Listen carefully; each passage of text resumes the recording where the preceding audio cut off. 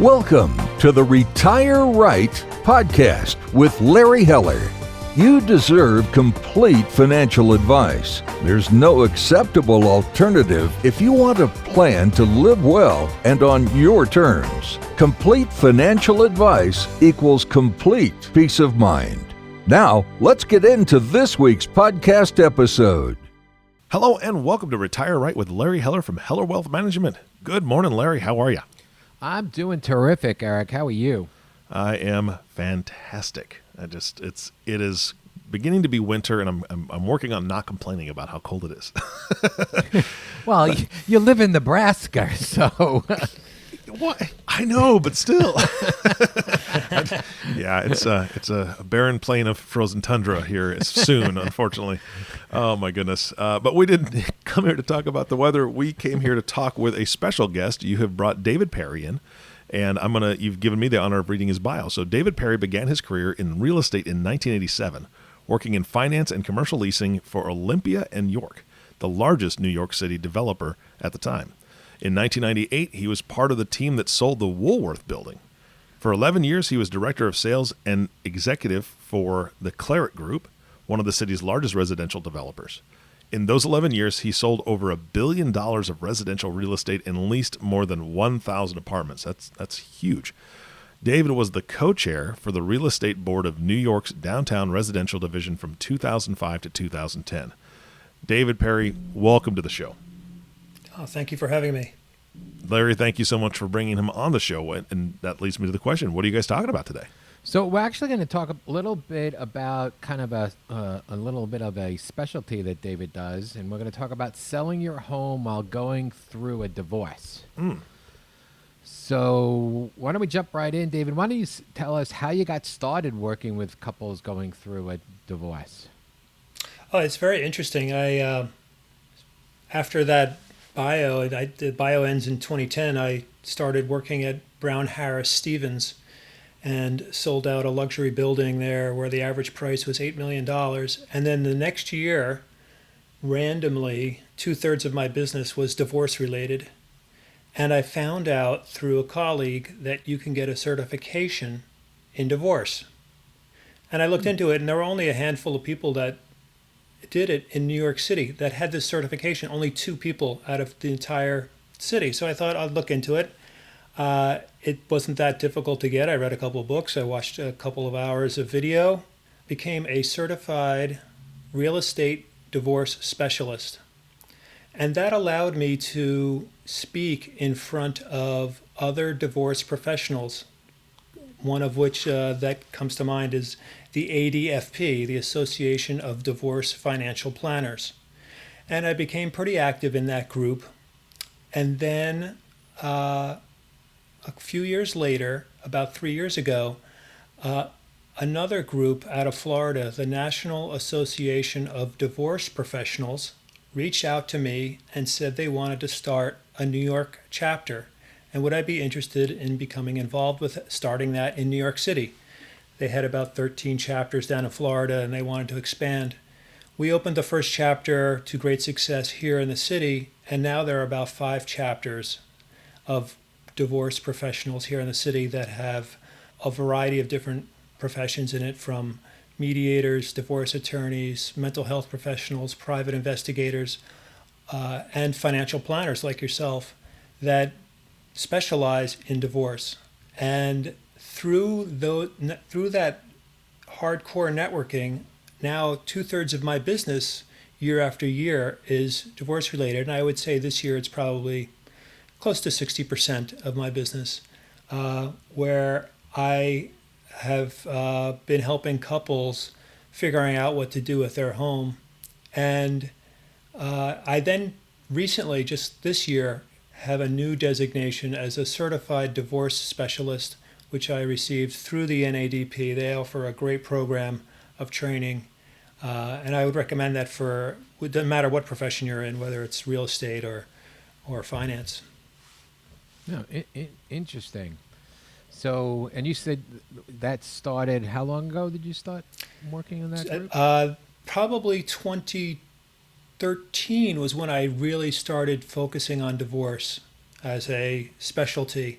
as a niche business through networking mostly and speaking in front of other divorce professionals about the real estate aspect of divorce and my experience with working with divorced couples and the different lessons learned and the things that people need to consider when they're thinking about getting divorced, and things that you don't really pick up in a book until you've actually gone down that road and worked with a couple that is not getting along at all or don't want to talk to each other at all, or the only time they do talk to each other is when you're on the phone with them talking about their real estate deal, and you get some high conflict situations there. And part of that training that I went through trained me for these high conflict situations and communications. So it was very valuable. So how does your role different when working with couples going through a divorce rather than working with other individuals? Oh yeah, that usually when you're working with a couple that's selling their home, you can call one of them up and say, hey, I'm going to show your apartment on this day, and this is what happened, and you can provide a report to one of the two people that are a couple. When you're working with a divorcing couple, you really need to make sure that you're communicating to both of them because they both own the asset, even though they don't want to talk to each other. So because you provide the information to one, you can't think that they're going to communicate the information to the other. And you have to do it with both of them together, and that's not only the most efficient way, but it's the easiest way that that game telephone tag, where somebody says something and then they hear something else. I actually have a great example of that. I was working with a divorced couple, and they were one person was living in the apartment and the other person was on the other side of the country. And I'd show the apartment, and as I was walking out, one person walked in, and I said, hi, how are you? And the showing went great, and I think we're going to get an offer on this apartment. It's great. And then I went downstairs, I hopped on the subway, and I was going to write an email about the appointment to both parties. But before I could get out of the subway, my phone was lit up, and the other person that had moved out of the house, who I didn't see, was very upset and said, my spouse is not capable of negotiating this apartment on their own. How dare you accept a deal without me? And I thought you agreed that you were going to communicate everything with both of us all the time.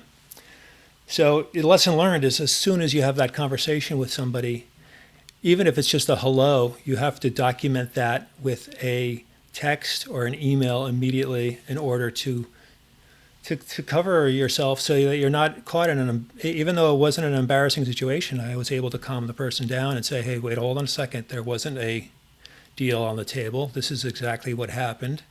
And we were able to move forward past that. But, it's that experience of thinking that, I'll just wait 20 minutes till I get out of the subway to send an email. No, you can't do that. You have to do it immediately without any hesitation. Yeah. So, like the role with a mediator, I work with both spouses. And unlike a divorce attorney that only works with one, I have to make sure I keep both of their interests in mind. In most cases, I'm working with them directly. Only occasionally will I work with a judge who says you have to sell this home and you don't really have to deal with them, but deal with the attorney that's working on it. But that's a different situation altogether.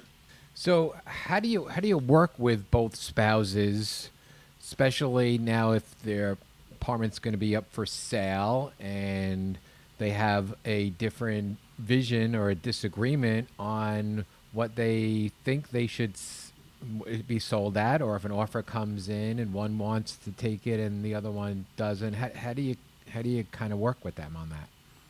Oh, that's a really good question, Larry. You have to think about all of these questions before you start showing the apartment so that you cover all of these contingencies so that you can refer to a document before you come up with an issue.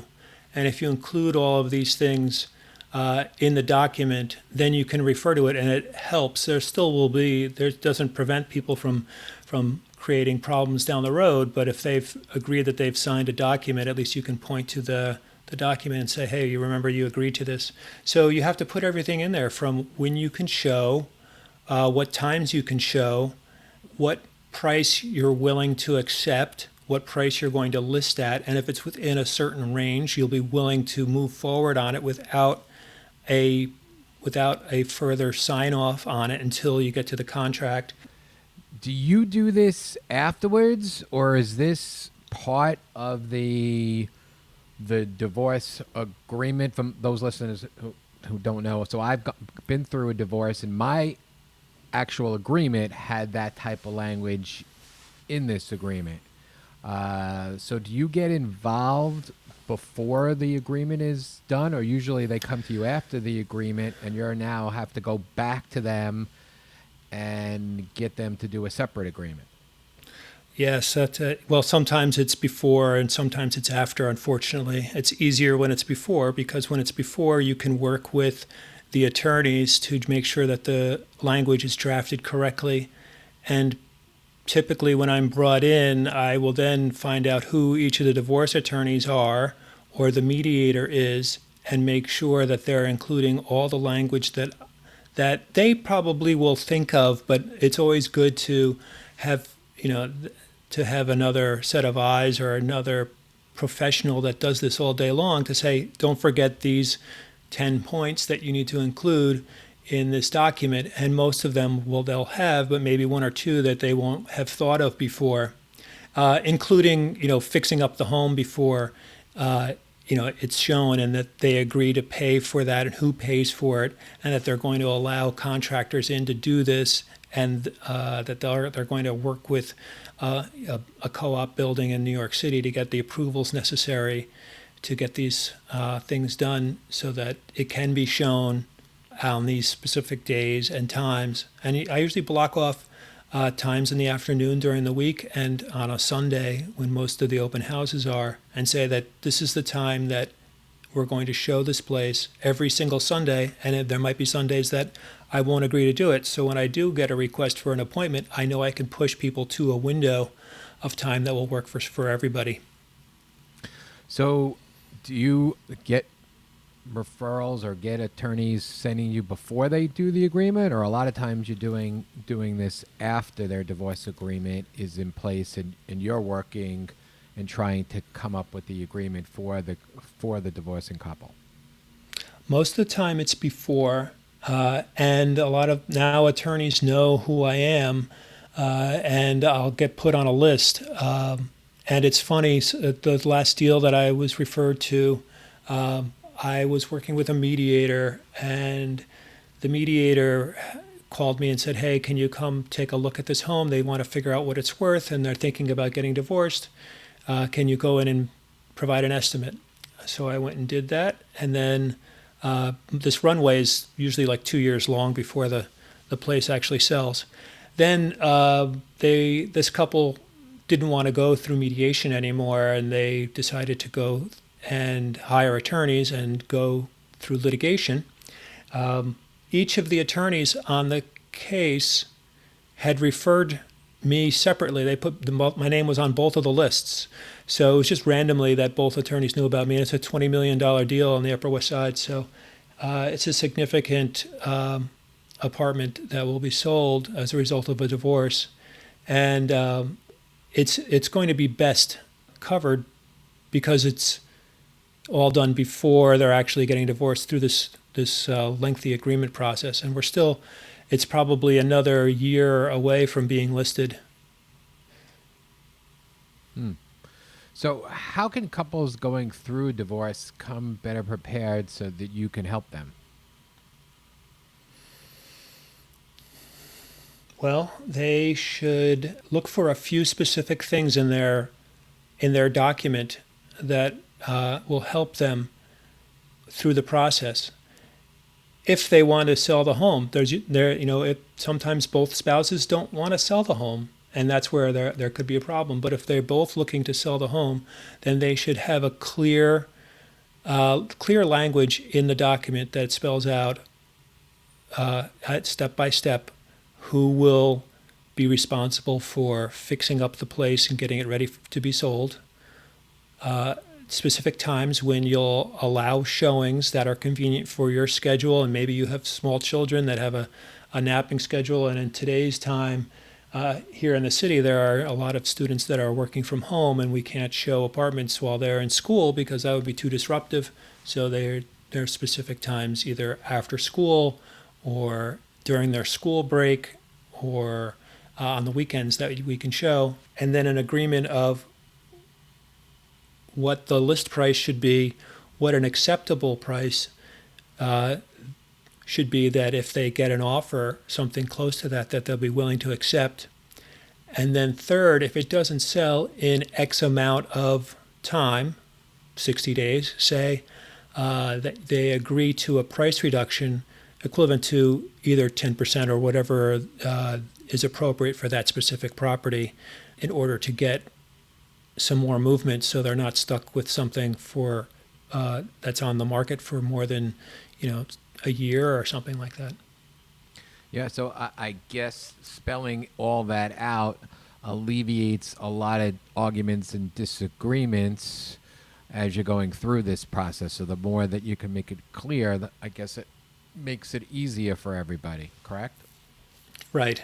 And what they, exactly. And what you should also spell out things like, how do you deal with offers that are below the asking price, and who's going to pay the mortgage and maintenance until the home is sold, and all these little detailed things that you don't think of because you're living your life, and you're also maybe in.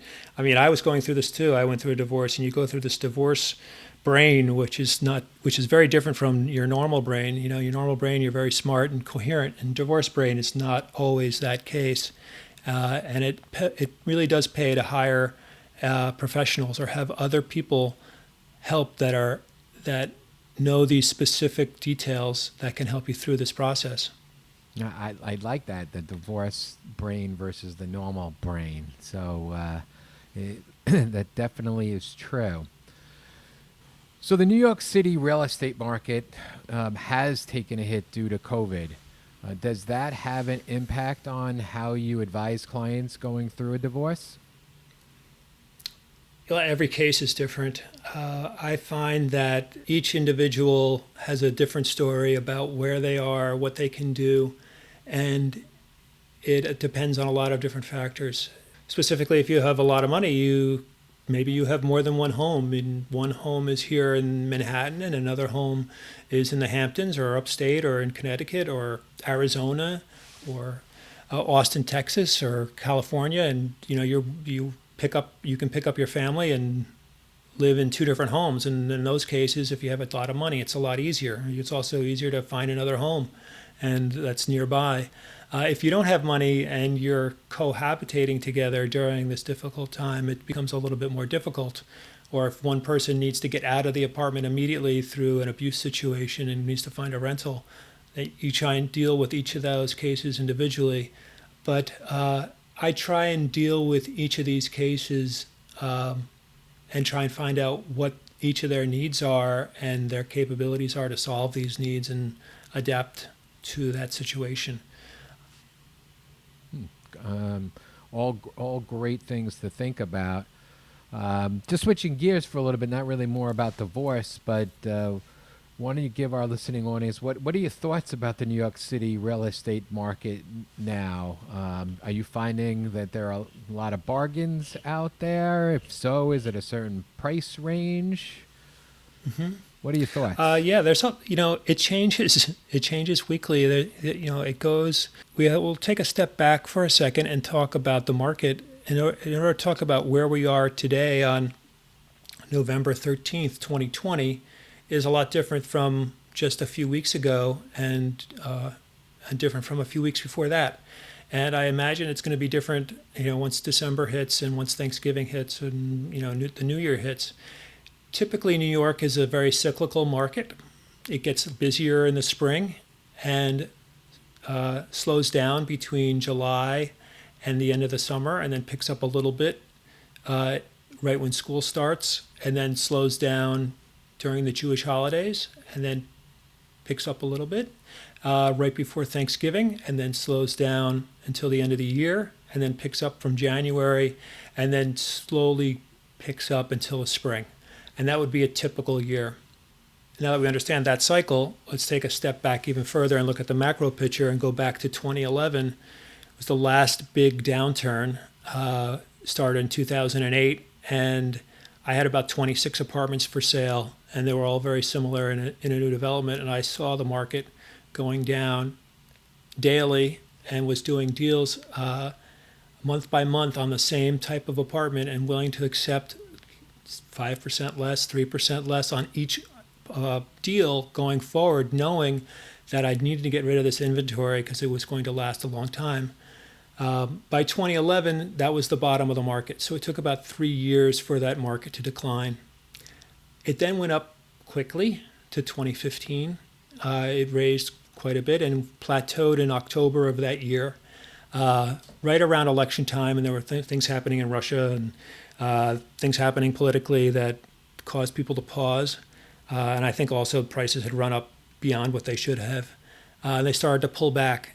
And that brings us to late 2019, where we were at about 2013 pricing. Apartments that sold in 2015 were being sold for, were sold at the peak. Apartments that were sold at 2013 were getting the same prices as 2019. And I had a deal for a $4 million apartment, and we bid 3.5 for it. It sold for 3.6, and that was the same price of that same apartment in the same exact condition at that time in 2013. And we were about a week away from signing the contract when I told my buyer that, there's this thing, it's happening in China, we know about it, it's COVID. Maybe we should wait 2 weeks to sign the contract. And I advised that client to hold off on signing. And a week later, their kids' private school closed and they moved out to the Hamptons. And they were very happy they didn't pull the trigger on that contract. Now, yes, I missed a $4 million deal, but that client is very happy and will recommend me, and I'm sure I'll get more business out of it because of that. But it was a very difficult time to say, hey, let's just hold off and wait a couple of weeks. And that couple of weeks is now 6 months. She hasn't bought anything yet, and maybe she never will. But that was the important thing to do, is to wait at that time. Now we come to today, but before we get there, we experienced this shutdown where we couldn't show apartments in Manhattan. We couldn't get into buildings. It wasn't like you're in the suburbs where you could just open a door and say, hey, go look at the home. The suburbs of New York City, New Jersey, Connecticut, Westchester were all very busy, as well as the Hamptons. Florida was very busy. California was very busy. Southern California was hopping. Arizona was hopping. Everywhere but Manhattan, it seemed to have record prices. People moved out of the city in that summer between April and August. Over 420,000 address changes went through the post office. 60% of those people left Manhattan and went somewhere else in New York State. 40% left the state completely. We couldn't show apartments, but doormen weren't allowing people into the buildings until June, July, August, depending on the building. Now we can get in to these buildings there's a lot of restrictions. You have to wear a mask, of course. You have to make an appointment. You can't have an open house. You need to clear the appointment through the co-op board sometimes. Some buildings don't allow showings at all. Some buildings have just allowed showings to happen. I think most of the buildings now are open, but there are buildings that only allow one appointment at a time. So if there's more than one apartment in the building that is available, that's a similar apartment, they won't allow back-to-back appointments. So that person who's going to see that apartment will go see that apartment, and then they won't be able to see yours unless you're that for 2 hours later. They haven't really thought about all these rules clearly, and these co-op boards are sometimes very strange. But the market now it's sporadic. Deals are happening. Demand is definitely picked up. There was inventory came back on the market pretty quickly once we were allowed to show again. We went from as low as a 5,000 apartment inventory when we were shut down to 9,500 apartment inventory today, and there's been a slight pullback. We almost hit 10,000 apartments on the inventory, and if we hit 10,000 apartments on inventory, that would over 10,000. I believe that we would have to pull back on prices a little bit more. I see that we're now at like 2011 pricing today. If I was to price something, but it's really an art form, and we're talking in generalizations here. There might be a $20 million home that's probably worth $17 million, which is more than 10% off, but you're not going to provide that same discount for a $1 million home. Most of the deals that are happening today are in condos in the luxury level. And luxury we consider above $4 million. I'd say 80 to 90% of the deals are condos or townhouses above $4 million. And then below $3 million, it's been very active, and below $2 million has been the most active. And their prices are not as elastic. There's still demand. The home has to be in great shape. The better shape it is, the more likely that it'll get sold quickly. If it needs a lot of work, people are concerned that buildings will only allow one contractor in the building at a time, and they might not be able to get the work done. So they'll buy this asset, and then it'll sit for 6 months while they're waiting in line for other renovations to take place. So those are the major considerations that are all COVID related right now when you're thinking about sales. So I do see on a week-to-week basis that demand is definitely a lot more than it was a few weeks ago. I have a bunch of showings today and a bunch of showings tomorrow, and Sunday is packed, and I'm seeing a lot of buyers out there. I'm seeing a handful of deals. I'm seeing about maybe 60% of the deals that we would normally have at this time period based on last year's numbers. And I think that will continue until people start working in New York City again. A lot of the people that had left were the one studio and one bedroom renters.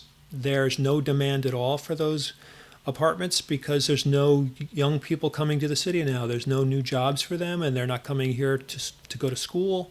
They're not coming in for internships. Next summer will be pretty slow, and I see this continuing until probably 2023, with each year the market getting a little softer and a little softer price-wise until we start seeing good news. And maybe, Larry, it's a question for you, is when do you see GDP coming back? Because when that comes back, I see the real estate market starting to rise again. Yeah, I mean, obviously we're going through a second wave right now, and how much of that is going to impact GDP, who knows? I mean, we got some great news because of the vaccine. That propped up the stock market a lot in that one day, especially with a lot of value stocks. But I think we're still a ways away. This vaccine's not going to be available as quickly as I think they're saying, and I think a lot of people aren't going to run out and get the vaccine. I don't know about you, but I'm not running out and getting it so quickly too. So I think we're at least into 2022 before we can see some interest on there. Although I did read this morning, the owner of the Golden State Warriors is willing to spend $30 million, and they have these new rapid PCR tests that they're going to give that get results in 15 minutes, and they're going to test everybody and allow 50%. They want to get California to agree to this and allow 50% attendance if you come, pass the test 15 minutes later and go in. So that could be another That's interesting. Yeah, how that works. I saw Ticketmaster is going to do something like that too, where once you have an approved test, then you can buy a ticket, and then you'll get tested again, I guess, at the stadium or whatever. So I think it's going to be a slow, and of course we've got a new president coming in, so I think it's going to be a little bit slower than some people are hoping for. Maybe not 2023, but 2022. So we will see. Well, I think if there's a vaccine or something like that, then you asked me a question about would I take the vaccine. I think I would have to find out what the science is behind it and what is the vaccine doing exactly. Yeah, and I don't think they're going to know the side effects for a while. So if any. So It's going to be interesting to see what happens with that. And do they make it mandatory, especially with children in school? So there's still a lot of unknowns in that before I think we're going to see an improvement. Before we wrap up, David, is there anything going back to divorce and real estate that you wanted to add? We covered a lot of ground. Yeah, today. we covered a lot. I think it's important before you pull a trigger on what you think is the right decision. You should ask a professional. Just to provide another quick story, I had a client that was going through a divorce and was paying the mortgage and maintenance herself while her husband had left the apartment, even though he was the equally moneyed spouse. And she didn't want to be stuck paying the mortgage and maintenance, but she was just doing it because she was living there. And she's like, I don't want to be stuck with this, so I'm just going to leave the apartment. And she left the apartment and found a rental and then petitioned the judge saying, listen, no, I'm not using this apartment. I found another place. We both own it. We should both split the cost of it.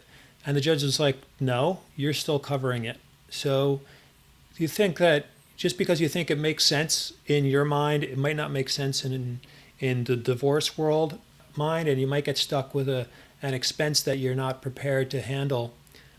So working with somebody that knows what they're doing, it would be my recommendation. And then if you are not in New York City and you still want to find the right broker to help you, you can reach out to me and I'll help you find the right person to help sell your house. And I can even train that broker, coach them through the process of what they need to consider when they're listing your home and selling it. Because I know this podcast may reach further than the tri-state area.